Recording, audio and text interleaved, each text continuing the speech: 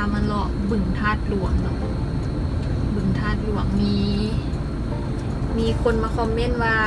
พาไปบึงธาตุหลวงแน่อย่างสินะ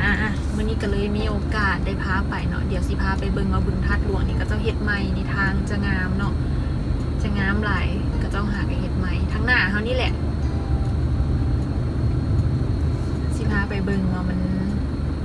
ประเทศลาวเขานี่พัฒนาไปฮอดไสแล้วเนาะเส้นทางตัวนี้ก็จะงามทั้งหน้านี่เลยเดี๋ยวสิพาไปเบิ่ง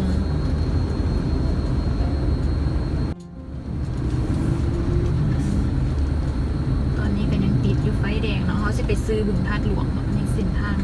ตัวก็จะเฮ็ดใหม่แต่ว่าสิบ่ได้เข้าไปทางใน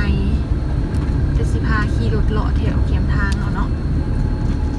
ไว้มื้อหน้ามีโอกาสแล้วสิพาเข้าไปเลาะทางในเส้นทางขี่ซ่าก็จะบ่ได้เนาะเนี่ยมันจะเป็นเส้นทางเดี๋ยวสิแอบเข้าในแล้วสิพาค่อยขี่ไปเบิ่ง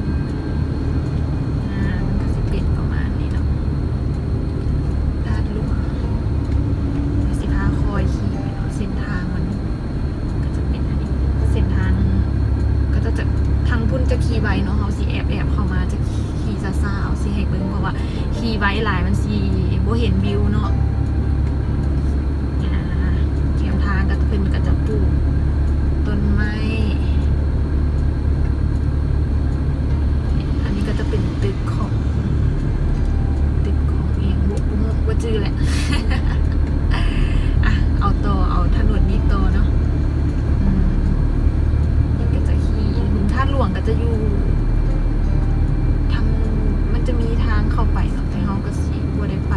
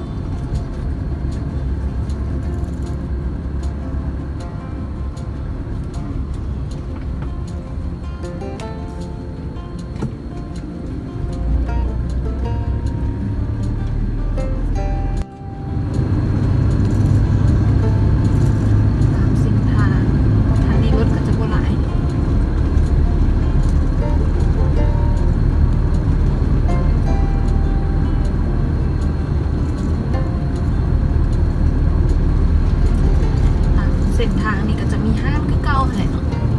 จะมีห้างขายเครื่องย่อยห้างขายนี่ขายนั่นสุดแขนทางเลยอันนี้ก็จะฮอดสามแยกแล้วเนาะไปทาง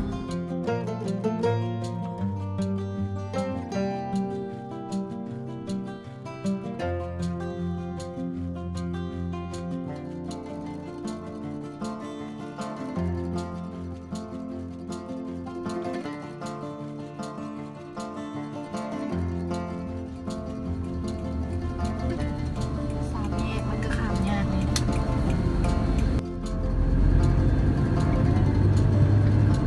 ก็จะมีห้างตลอดทางเลยเนาะมีห้างตลอดทางเลยห้างจักสานห้างจักสานก็มีในเมืองของเมืองนี่ห้างจักสานพวกติ๊บเข้าพวกเอียงพาเข้าที่เราก็จะเห็นด้วยมือ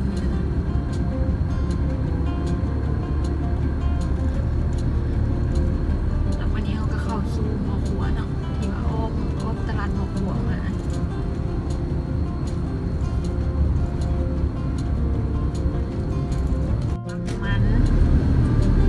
มันจะมีตลอดทางดอกจะมีปั๊มหลาย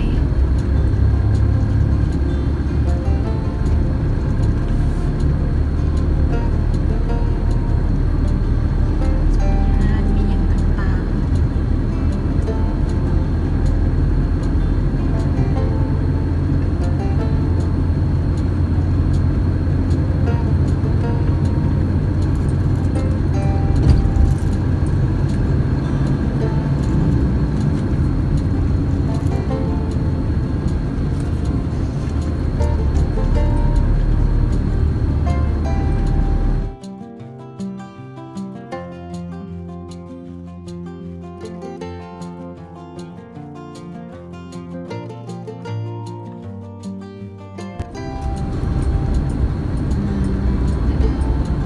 ก็จะเป็นวันเวทางตรงนี้เนี่ยบ้านหัวขัวแล้วเข้าสู่บ้านหัวขัวแล้ว